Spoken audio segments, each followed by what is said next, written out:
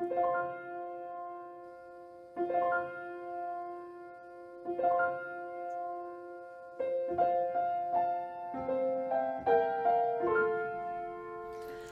life goes on in endless song above earth's lamentation. I hear the real, the far of hymn that hails a new creation. Through all the tumult and the strife, I hear the music ringing. It sounds an echo in my soul. How can I keep from singing? What though the tempest round me roars? I know the truth it liveth. What though the darkness round me goes? Songs in the night it giveth.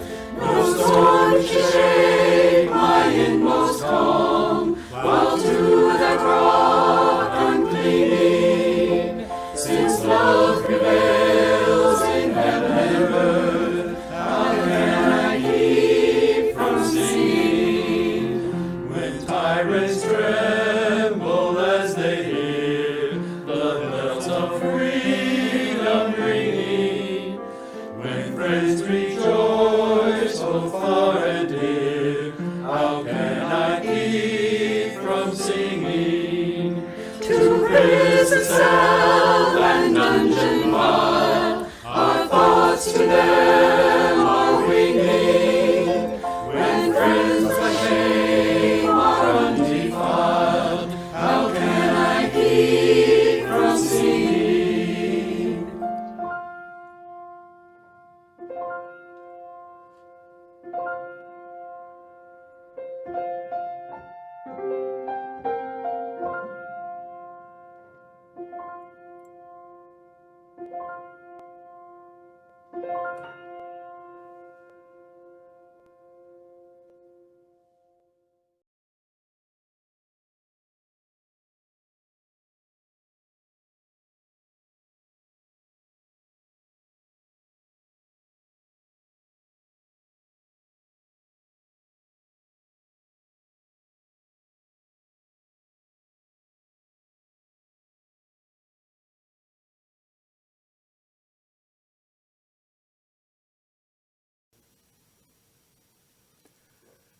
Come, come, whoever you are. Do you hear that voice calling you, calling us? That voice which calls us together here today in this space made holy by our presence and by the sacred breath we hear in singing and speaking and silence. That voice which calls us to remember that we are not alone and that we are inextricably linked to all other life, woven into a vast tapestry of existence of which we are a powerful, integral, and holy part.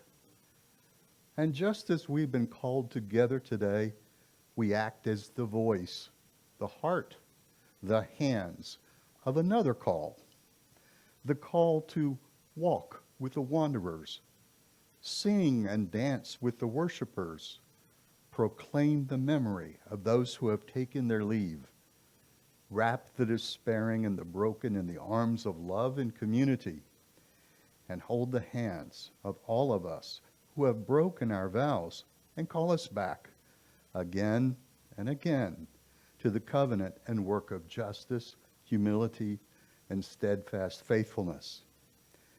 For this, we are here together today. So, my friends, come. Yet again, come, let us worship together. Melanie Davis offers us this chalice lighting she calls exploring who we are. Under the right circumstances, playing with fire is a delight. Imagine being gathered round a fire pit as the crackling flames invite us to sing, dance, and roast a marshmallow or two. Our chalice also invites us to play, although with ideas rather than with marshmallows. The flame encourages us to explore who we are, who our neighbors are, and where we are on our spiritual journeys. Today, as we light this chalice, let us trust the light to guide us in this hour and in the days to come, finding joy along the way. In 1933, the Universalist minister, the Reverend L. Griswold Williams, compiled a book of readings for worship. It included the spoken affirmation, nowadays often adapted by local congregations, including ours, that starts, "Love is the doctrine of this church." I invite you to say it along with me. The words will be on the screen. Love is a spirit of this church, and service is its law. This is our great covenant, to dwell together in peace, to seek the truth in freedom, and to help one another.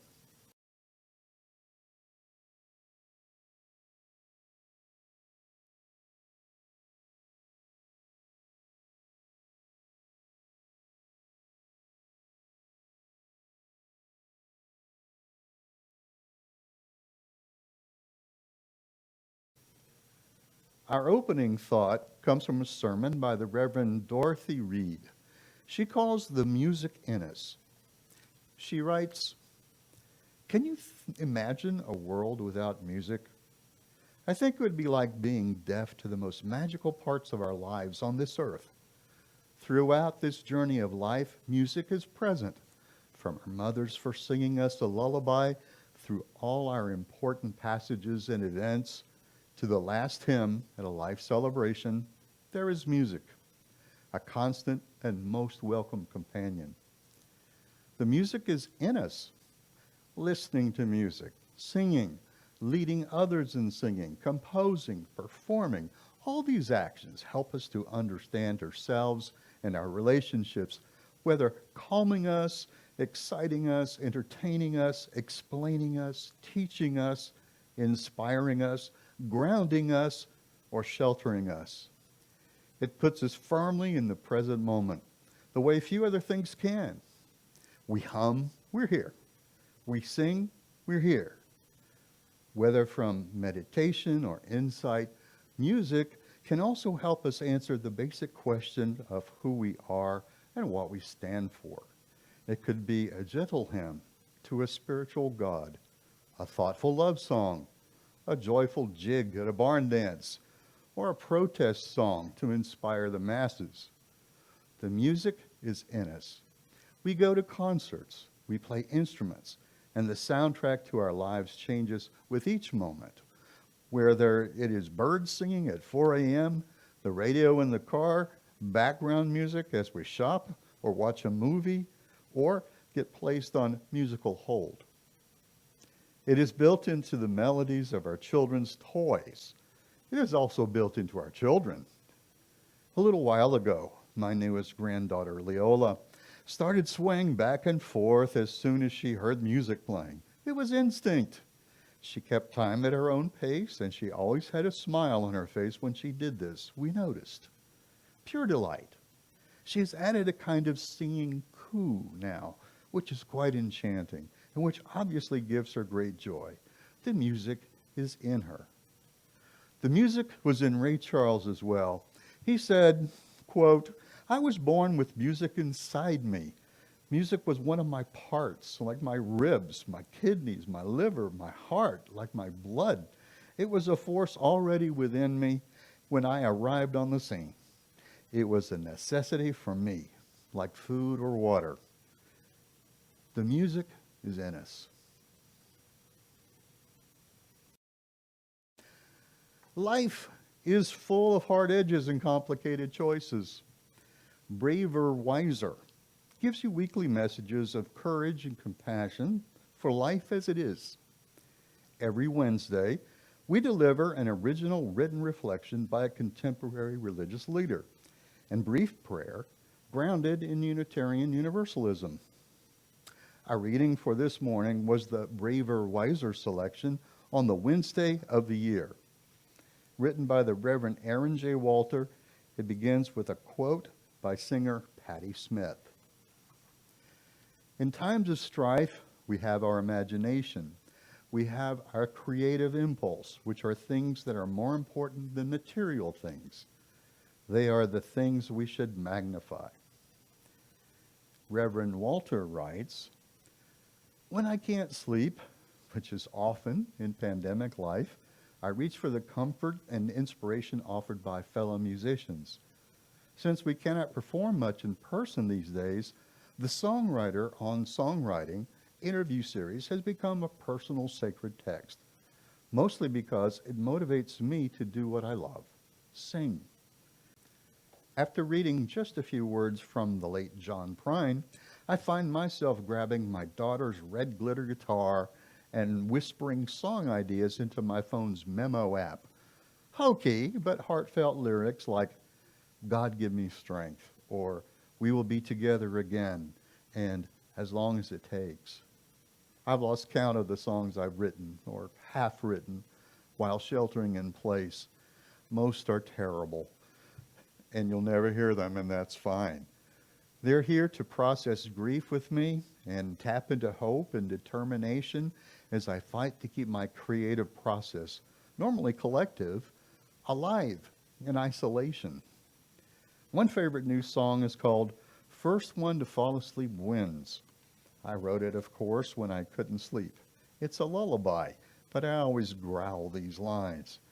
Yeah, you swear to yourself, whatever this is, it won't ruin me. Alone in the dark, I sing myself the messages I need to hear. The creative impulse Patti Smith describes has long been considered holy, divine inspiration. I experience it as living just under the surface of the daily grind, tugging, imploring, when do we all get to sing together again? I suspect I will remember this pandemic as a time I often felt close to ruin, when I lost my job to COVID-19 layoffs. My bands couldn't play, my kids struggled, and our churches were confined to computers. When nearly 2 million people worldwide died from COVID-19 and the rest of us grappled with grief at a distance. When we sang hymns on mute. But I pray we also remember and magnify, as Smith says, the moments of creativity and wonder, the dance classes over Zoom, the books cherished in quiet moments, our practices of resilience and mutual aid, of grace and forgiveness, and of course, I take heart that even on mute or alone in the dark, we kept singing. And here is her brief prayer. Spirit of life and love, keep us connected to divine inspiration and to each other. May we be mindful of what we magnify. Spark our imaginations to create the world we dream about.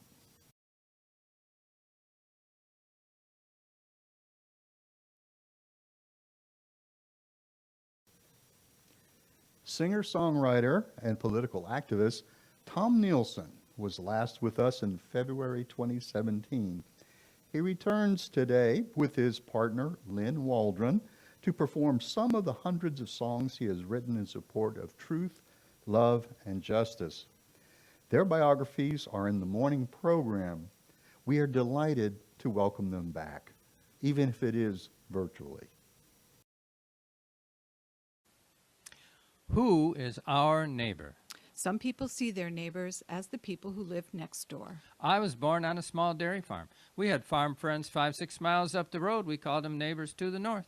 In Martin Luther King's Good Samaritan sermon, he talks about being a good neighbor and asks the question, who is my neighbor? On the road to Jericho, who will you stop to help? Because that person is your neighbor. Next Sunday, we'll visit several neighbors, our jogging friends. Go to Palestine. Visit West Texas, farmers and ranchers. Reveal Victoria's secret. Visit Joseph and Mary, who are about to have a baby. And go visit all the gods who live just up yonder. Please join us.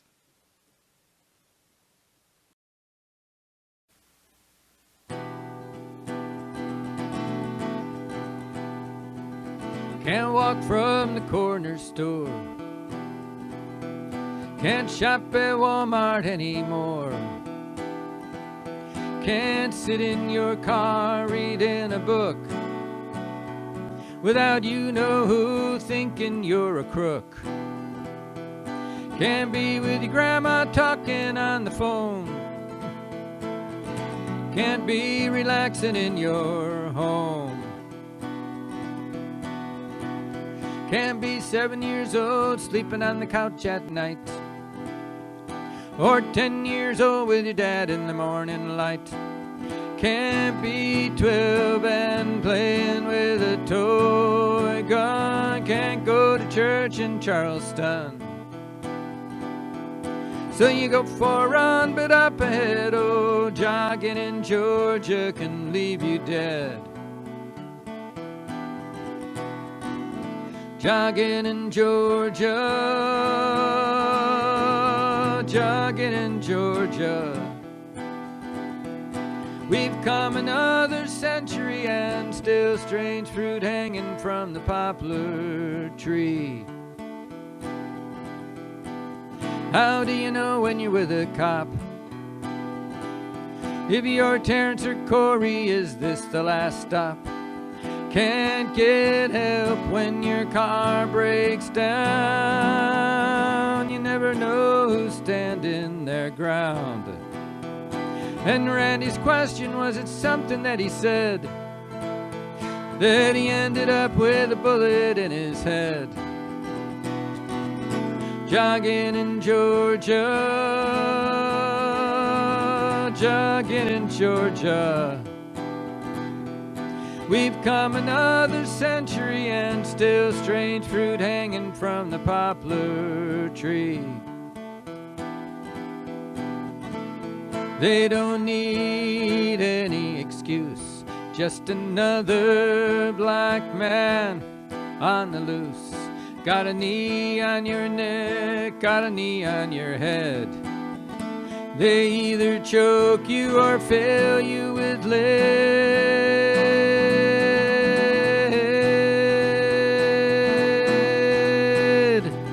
Can't play music a little too loud. Can't leave a party with a crowd. Get shot for a hairbrush, you should have used a comb. Can't decorate for a party at your home. Can't cash a check or sell a CD. Can't buy some Skittles, show your ID. Jogging in Georgia, jogging in Georgia. We've come another century and still strange fruit hanging from the poplar tree. Jogging in Georgia, jogging in Georgia. We've come another century and still strange fruit hanging from the poplar tree.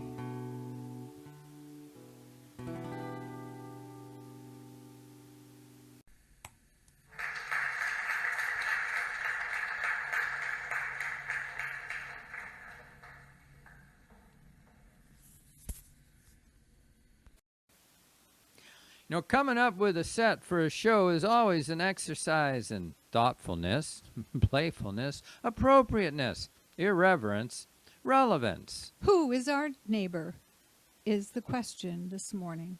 Some of our neighbors are in Georgia. Some are here in Texas. And we thought our Texas songs would satisfy these pre-mentioned conditions.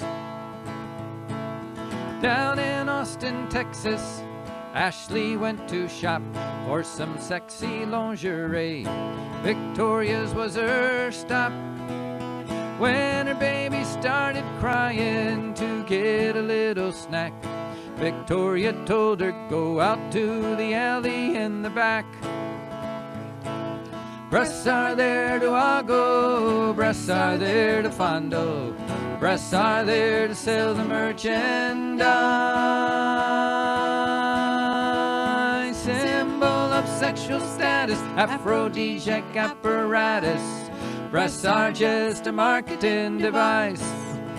A breast cannot be showing if mama's milk is flowing. You be asked to leave the store. The right to nurse foregoing, cause Victoria's raking dough in her secret, what a breast is really for. Get a push-up or a demi, passion pink or satin heat. But there isn't any product for a baby on your teat. Purple drama, bright hibiscus, being sexy is their business, but not when a baby has to eat. They got lingerie for naughty, they got lingerie for nice, lingerie for every cleavage at a titillating price. They got padding to be adding, hot pink and leopard skin, but a baby on a nipple isn't foxy feminine. A breast cannot be showing if mama's milk is flowing. You be asked to leave the store. The right to nurse foregoing, cause Victoria's raking dough in her secret, what a breast is really for. Victoria sells undies, bras and sexy tees, her signature seduction lingerie. Get it lacy, get it racy, oh, get it in your facey, but a baby, well, it just gets in the way. A breast cannot be showing if mama's milk is flowing. You be asked to leave the store. The right to nurse foregoing, cause Victoria's raking dough in her secret, what a breast is really for. The right to nurse foregoing, cause Victoria's raking dough in her secret, what a breast is really for.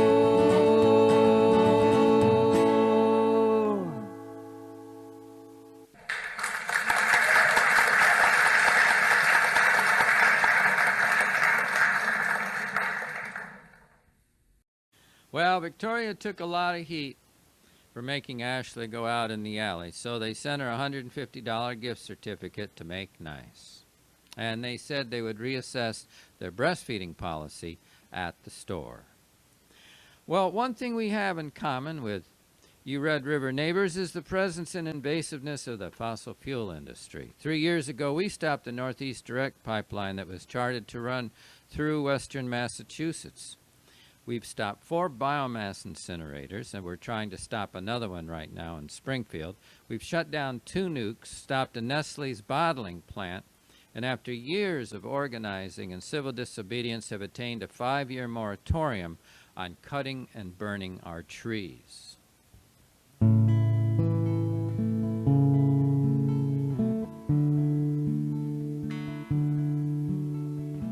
Sand in the toilet, air in the tap, pump burning overtime. Till one day Beverly turned on the faucet and discovered no water at all in the line. Soon after those first fracking trucks showed up, their water well run dry. No more underground in Barnhart Town, blinking back tears in her eye. Blinking back tears in her eye. 3 years of drought and land overuse, and the cities make it all worse. Well, drought comes and goes, but the climate is changing with this fossil fuel curse. Ranchers lost most all of their herds, farmers half of their crops. Well, contractors pumped out all of the water for the fracking that never stops, never stops, never stops, never stops. Fracking that never stops, never stops, never stops, never stops. Some talk to Jesus, Some pray to God that soon the rain'll come. Some kind of flood, maybe a hurricane to swing that pendulum. Across the border, Navajo waters turn to tales of uranium. In Barnhart, Texas, the waters run dry, but there's lots of petroleum. Lots of petroleum. They suck all the water out of the ground. Aquifer level keeps going down. You can't drink the gas when the water is through. What's Barnhart gonna do? 30 communities to run out of water. West Texas is for sale. The last drop of H2O out of the ground is going to Permian Basin shale. Going to Permian Basin shale. You can't drink the gas when the water is gone. What's Barnhart gonna do? You can't drink the gas when the water is gone. What's Barnhart gonna do? Gonna do, gonna do, gonna do. What's Barnhart gonna do? Gonna do, gonna do, gonna do.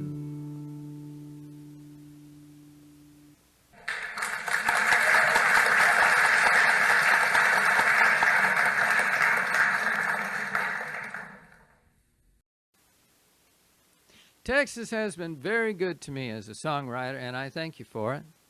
But let's change pace a bit and check in with our neighbors in Palestine. Now, at the time of the First Intifada in 1987, Palestinians were not allowed to produce their own milk.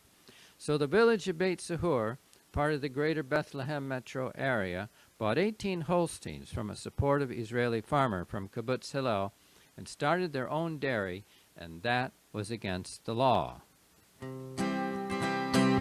Now, it was back in 1988 with the occupation of the Palestine state when Beit Sahur bought 18 cows, but it wasn't what the law allows. If you want to drink milk, the law of the state says you get it from Israel, not a farm you create. So 18 cows went underground for the next 4 years. They couldn't be found. Well, word come out from the high command, there's 18 cows in the promised land. They're solid and spotted, white and black, so it's time to plan a sneak attack. So 18 cows all got to hide, 'cause the army's coming from the other side. They came by land and choppers in the air, but they couldn't find those cows anywhere. It's against the law for milk to be made by 18 cows in the bovine brigade. 18 cows committing the crime, making milk in Palestine. Now 18 cows give you milk to drink, but that ain't all, it's more than you think. It's independence and dignity and a threat to Israel's security. 'Cause they might make butter and they might make cheese and other intifada, other activities, so they stay undercover and do as they please. Thinking up cow conspiracies. It's against the law for milk to be made by 18 cows in the bovine brigade. 18 cows committing the crime, making milk in Palestine. Well, hiding neath the fig and vine, 18 cows wanted dead or alive. These lactating ladies committing the crime, making milk and babies in Palestine. There was Lola and Cody, Rivka and Ruth. I can't make this stuff up. it's really the truth. And all the others, there were 14 more. In a Milky Way, in the middle of a war. It's against the law for milk to be made by 18 cows in the bovine brigade. 18 cows committing a crime, making milk in Palestine.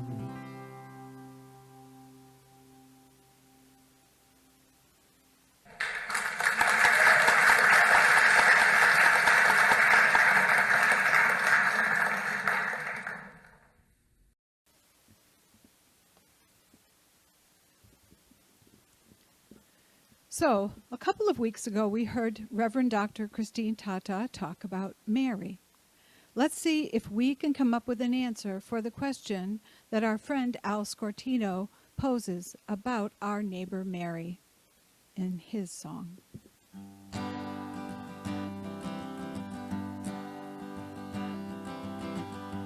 Oh, what do we do with Mary?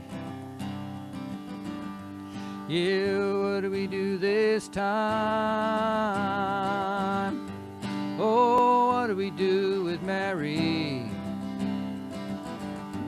Yeah, she stepped over the line.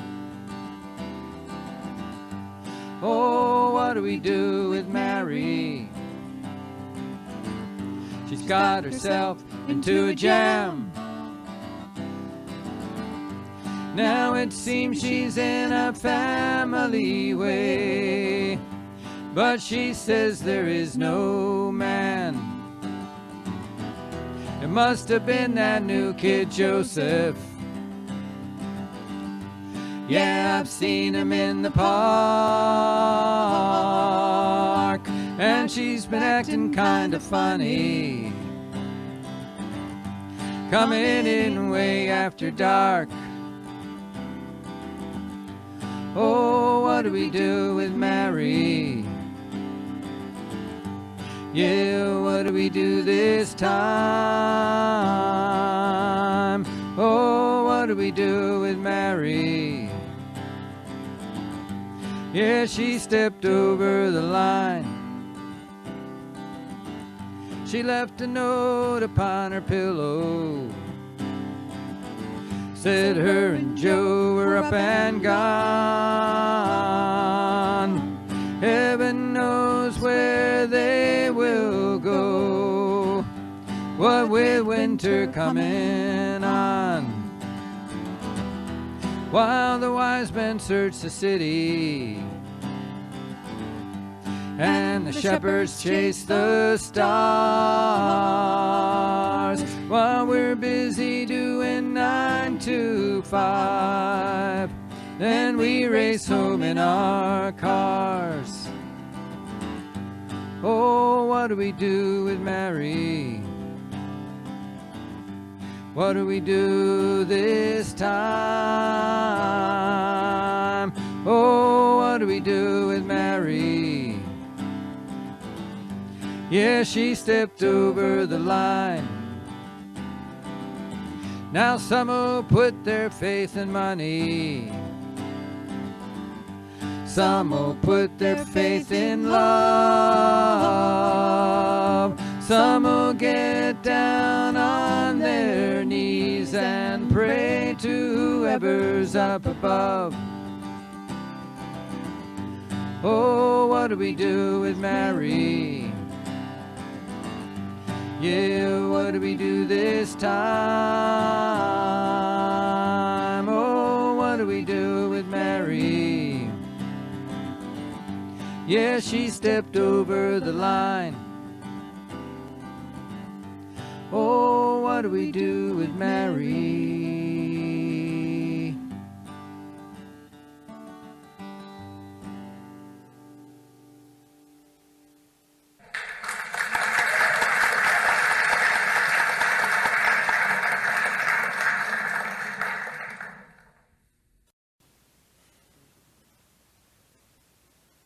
So our neighbors live all over the world. When I was quite young, probably 8 or 9, my mom told me that all wars were stupid, but the stupidest wars were wars over religion. Malcolm told us in 1963 that if we want to understand Mississippi, then we need to understand Patrice Lumumba in the Congo. And Noam Chomsky's message of late is internationalism or extinction. To me, all these prophets are just the same. Moses, Jesus, then Muhammad came. Loaves and fishes, Sermon on the Mount. Don't want war on any account. Don't want killing in the name of God. And they all got together down in Palestine, saying this ain't yours, this land is mine. Underneath is big and vine, killing in the name of God. Make a plowshare from a sword, Isaiah said, thus saith the Lord. From a spear make a pruning hook. Don't tell me that you mistook it for a missile or a drone, and covet your neighbor's oil for your own, and go killing in the name of God. What God does bind and kill in the name of, it sure ain't Christian, that Jesus is sure of. But God is on Netanyahu's side while he carries out his genocide. And ISIS using Muhammad's name is just playing the Biden and Bibi game. Why is it they all proclaim to kill in the name of God? It really is quite foolish. Be a Muslim, Christian, Jewish, be a Buddhist, Sikh, or Hindu. You know it's a sin too, and I don't mind you praying. I'm just saying, stop killing in the name of God. Stop killing in the name of God.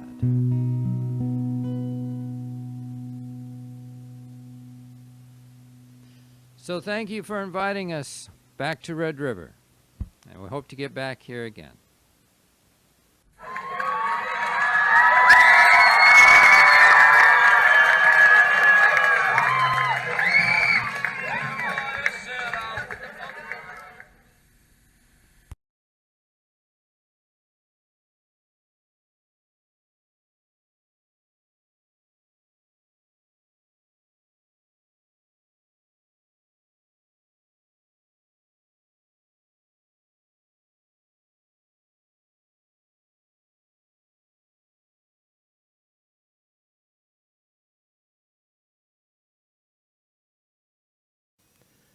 The ancient Greek philosopher Pythagoras taught that the universe was composed entirely of numbers, and numbers corresponded to music. So the entire universe, all of reality, including us, was composed of numbers and music. The 7 planets of the ancient world each resonated a frequency outward into the universe. It was called Musica Universalis, or harmony of the spheres. Each planet a different note on the musical scale. Their music was not something we heard audibly, but their cosmic vibration, their resonance could impact us, as all music could. Pythagoreans believed that music purified and nourished our souls, keeping us spiritually healthy in the same way exercise and nutrition does for our body. I invite you to contemplate What music do you need to purify or nourish your soul right now? Do you need a peppy song to make you smile and dance?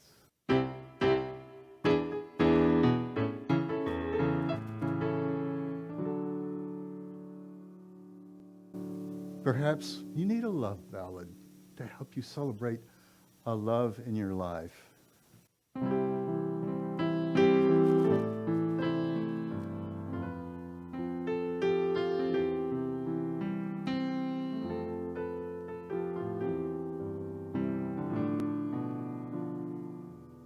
Or do you need a sad song to speak to you about a loss in your life?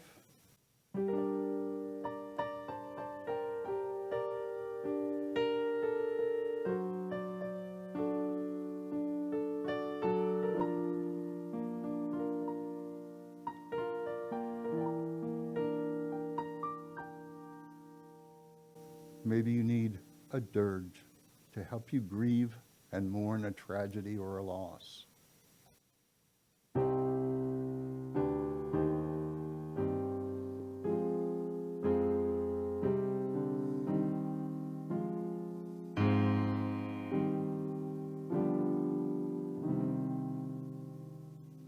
Or do you need a happy song to help you celebrate an aspect of your life?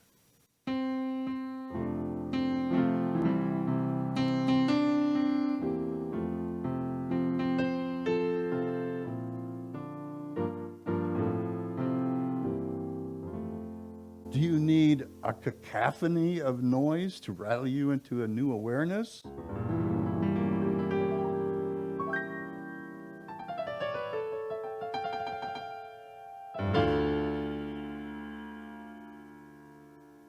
Perhaps you need a calm lullaby to bring you peace and serenity.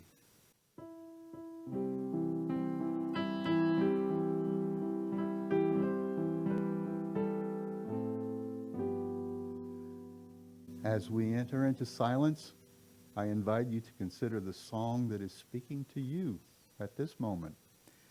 Imagine it is resonating within you, but also outward in all directions, bringing your resonance to those next to you, then the people next to them, outward until it fills the room, connecting you with everyone else, communicating where you are today.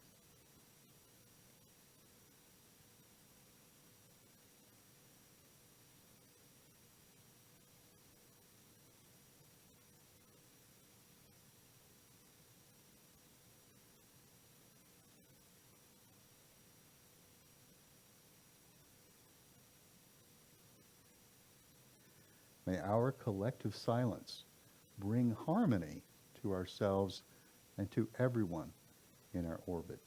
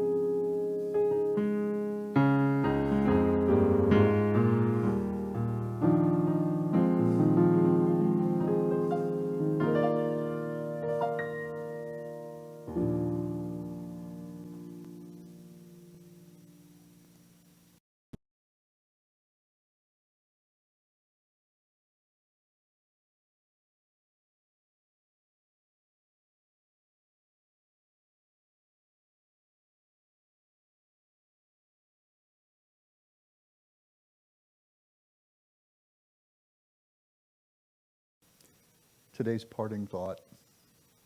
Let us go out into the world singing. Let us go out into the world singing songs that proclaim liberty, songs that turn ashes into garlands, songs that bind up the afflicted and those who mourn, songs that, like oaks, have roots that go deep and stand strong. Let us go out into the world singing. We know these songs. They vibrate through time in our very souls. They are the songs that give us life, They are the songs that give us meaning. They are the songs that give us purpose. Now it is our turn to take these life-giving songs out into the world. Let us go now singing these songs with voices deep and strong, and may the world join us in praise and in celebration and in love. Amen.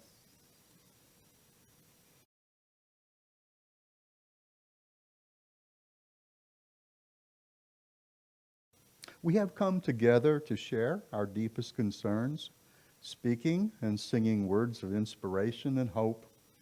We have committed ourselves to do what we can to ease the burdens of those who suffer, to stand for decency and compassion. We have pledged to work for a more wholesome environment for us and for all the generations that will follow. But these are just words. The songs we've listened to are just songs.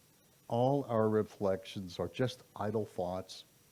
When we convert them all into loving and responsible action throughout the week, then and only then will this morning become what we want it to be, a time of worship.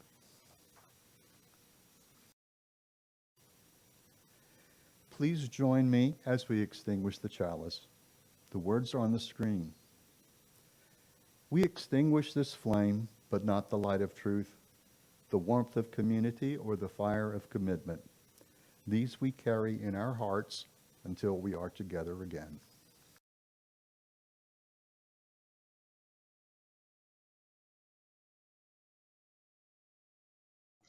Hi there. I'm the Reverend Dr. Christine Tata, one of those white liberal women preachers who is rapidly becoming irrelevant in religion, which is rapidly becoming irrelevant for a whole lot of people.